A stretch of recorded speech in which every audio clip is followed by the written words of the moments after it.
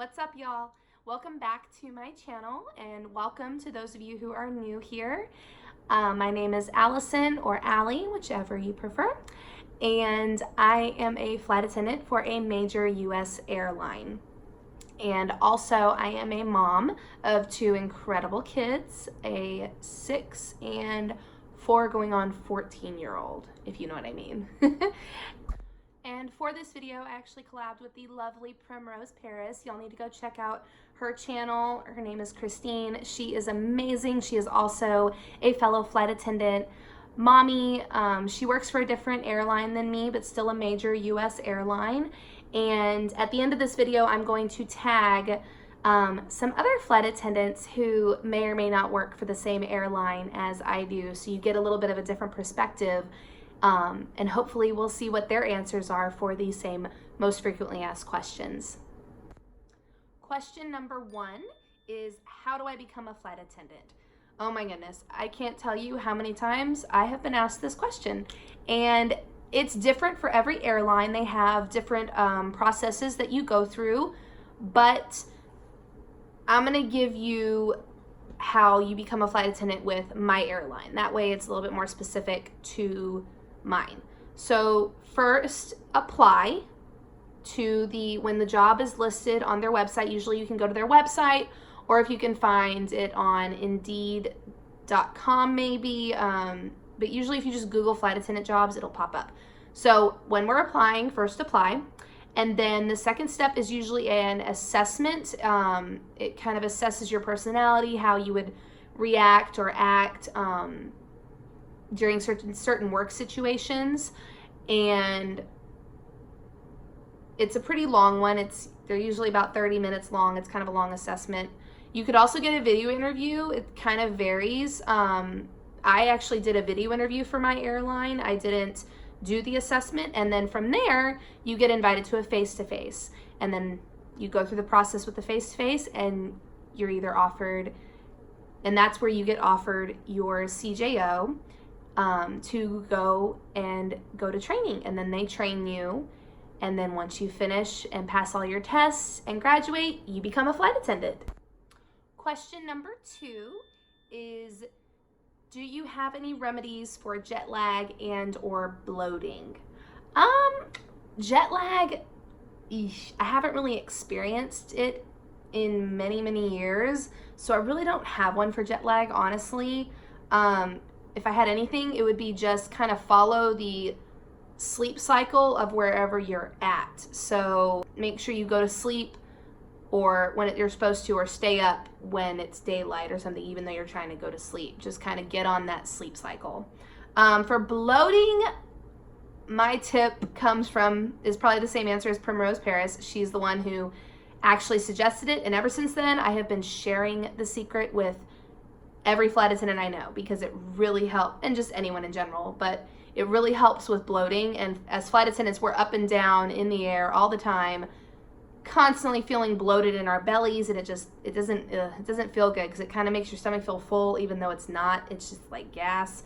But that is warm water with some lemon.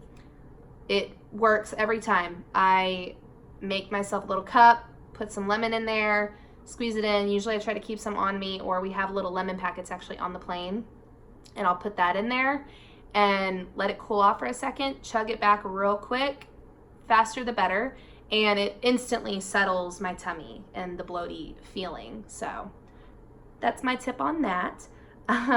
Question number 3 is, how many days off do you get? So I am still a new hire. I'm on reserve, and I get 12 days off per month. The system gives us 2 sets of 4 days together, and then 2 sets of 2 days together. You can switch them around how you want to, but we get 12 days off a month when on reserve. When you're a line holder, it's different. You can have as many as you want. It just varies. But for me personally, I get 12 days off a month. Question number 4 is, how long is reserve for your airline? That really depends on where you're based. In Dallas, Fort Worth, where I am based, it will take me about 2 years. It's kind of the going time frame for people to hold a line. I've heard of other bases being just at a year or right just like a month or two under it as far as holding a line goes, but for me it'll be about 2 years. Question number 5 is, did you get to pick your base? I actually did at my airline. Well, excuse me, kind of, sort of. I kind of got to. So at my airline, and they're the only airline I've ever heard of them doing this, but when I applied and went to my one-on-one and got the job, when they were going through the process of fingerprinting and background checks and things like that, because you do go through that process if you have been offered the job, or if you've been invited to training, I should say, excuse me, you go through all of that. And during that time, they let you pick your first and second choice of base. Doesn't mean you're going to get your first choice, but I was very lucky and got my own. At my last training with my previous airline, it was not that way. I got the base that was just selected for me, and then I was able to transfer after. Actually, I put in my transfer during training. So to get to pick, or actually have some sort of, choice in the matter, it was really nice for me. I really liked that my airline allows us to somewhat have, a say before we ever even get to training where we want to be based. I think that's kind of cool. And I can't hold up this many fingers, but question number 6 is, how tall do you have to be for your airline? So I really hate to say this, and sorry for you shorties out there who are under 5 feet tall, but you have to be able to reach the tops of the overhead bins when they open. You have to make sure that you can touch them to close them. My airline does not do a reach test, but if you're shorter than 5 feet tall, you're not able to reach up there because you have to have a certain height distance, or arm reach distance, I should say. So you have to be over 5 feet tall, basically. Question number 7 is, how many years of customer service do you need? At my airline, it's recommended and required that you have 2 years of customer service, hospitality, or something of that sort. I've mentioned this before, but I was a hairdresser for 8 years, and before that I worked at McDonald's. So I was in some type of sales or customer service based for a long time. Question number 8 is, any tips on passing the interview portion in your process? I would say definitely you want to present yourself well. First things first. As flight attendants, we are the face of the airline. We represent that brand. When we walk through the terminal, you see us. We're visible representations of the company itself and the airline and what we stand for. So you want to present that well, and they need to see that. So first thing, make sure you have a good suit, jacket, button-up shirt, pants, whatever you're comfortable in. If it's a dress, guys, if it's a nice suit, just be business casual, or just a little bit more business, but just exactly how you think a flight attendant looks in person, dress that way. Dress exactly like them to portray them. Tip number 2, follow directions, especially with my airline. They're very big on that. Make sure that if they give you an instruction to do it. Don't think you can just overlook it. It won't end well. But make sure you follow directions. And other than that, be yourself. When you are talking to the recruiters one-on-one across from a table, be yourself, but the professional you. Not the you that goes to parties at the club with your friends. But just be honest with them. Tell them about your experience. There were times they asked me questions that I didn't have an answer to. And like, I've never been late before.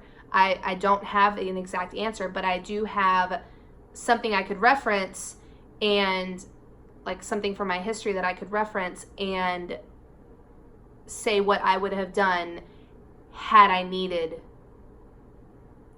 or if I had known I was going to be late, what I would have done differently. So just make sure that you just answer honestly and be yourself, let your personality shine, and don't forget to smile and have fun. Question number 9 is, what made you want to become a flight attendant?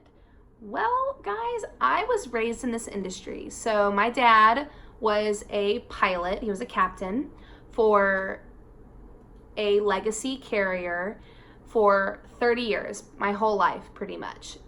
So I grew up flying. I'm probably most comfortable in an airplane. I know that sounds weird, but I'm at home when I'm in an airplane. I love what I get to do every day now. I also have a cousin, an aunt, and my sister are all at airlines. 2 are at Legacy Airlines or mainline Legacy Airlines, and one of them is another major airline, like myself. And we're just a family of aviation geeks. We love what we do, and I'm so happy and proud that I was born into it, and I hope to pass it along to my kids. If just one of them became a flight attendant, that would make my day. I really hope my daughter, who says she wants to be a flight attendant now, we'll see as she gets older, but she says she wants to work with me one day. I would just love that. I would love to be able to pass that along to my kids and the love of travel. Question number 10 is, any advice for new flight attendants? Club soda and a little salt or ice cleans the coffee pot so good. Cleans it almost like it was brand new. It just gets that nasty, when that coffee pot gets that nasty black rim at the bottom, y'all know what I'm talking about. A little club soda and some ice, maybe a little salt if you have it, go a long way. A long, long way. Just shake it around real good. Awesome.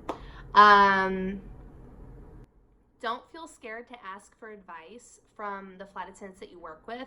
Don't be scared to ask them questions and bounce any ideas you have off of them. Make sure that you're doing your job to the best of your abilities. We're always trying to grow, at least I am, and I'm always asking for any advice or questions that they may have for me. Last piece of advice, try and stay away from the sodas. I know it's hard, but anything carbonated is going to make you bloat or feel bloated a little bit more, so try and stay away from those. Plus, I don't know about you guys, but they make me gain weight like crazy. So I try to stay away from the sodas, maybe a sip every now and then. So just avoid them at all costs. All right, last thing. I would love to tag a few flight attendants, fellow flight attendant YouTubers, and I can't wait to hear their answers, and hopefully they make this video too, and are able to give their opinions on these questions. So first one is going to be my dear friend. He is F.A. Cameron on YouTube. Look up his channel, subscribe to him. He is so sweet, he has the best personality. We went to training together at my last airline and worked together for a little while, and he has some pretty exciting news coming up, so definitely check him out. Also, a flight attendant who actually works for my airline, I discovered her not too long ago. Her name is Jet Setting Jackie. She is just so pretty. I love her hair.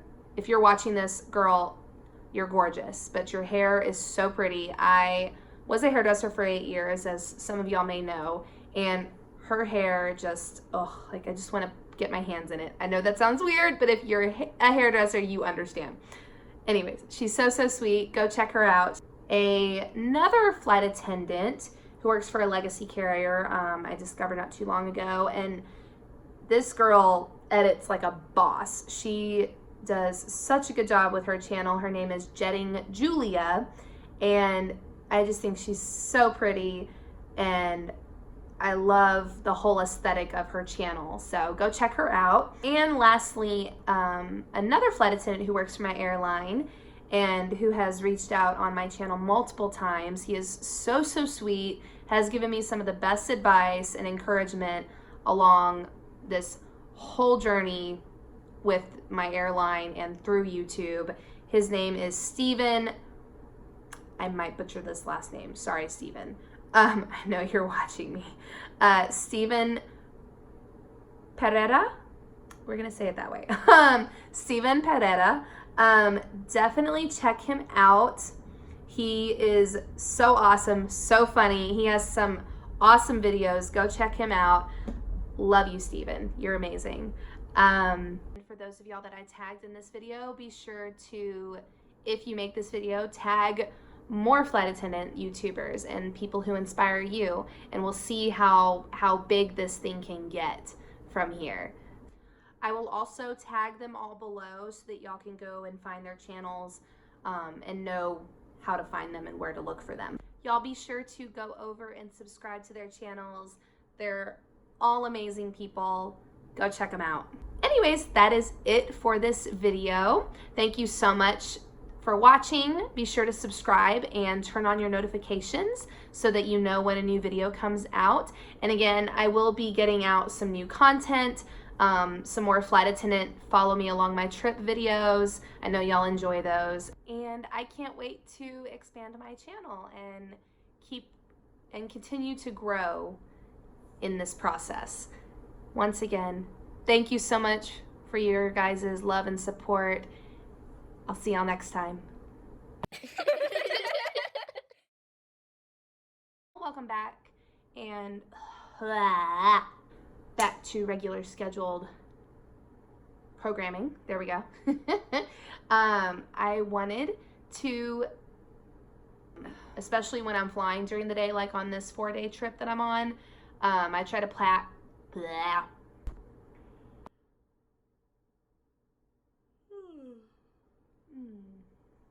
and I was actually tagged. I collabed.